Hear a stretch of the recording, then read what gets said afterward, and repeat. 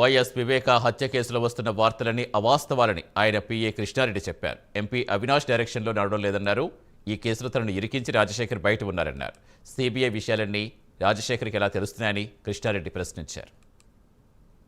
మా కొడుకు పెద్ద కొడుకు రాజేష్ అనే పిల్లోడు వాళ్ళ ఆఫీస్లో పనిచేసేవాడు రాజశేఖర్ దగ్గరనే.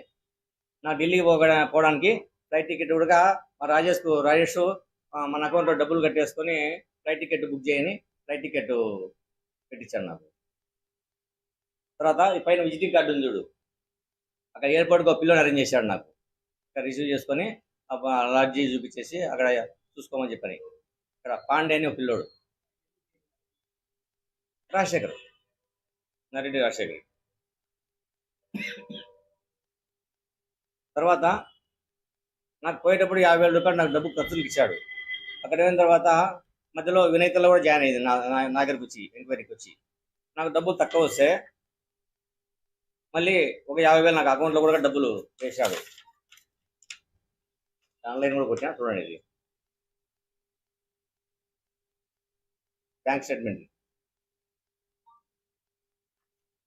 అంటే మంచిగా నేను చేస్తా అన్నట్టుంది, అక్కడ మీరు మీ పని మీరు కాండి అన్నట్టుంది ఇది కథంతా.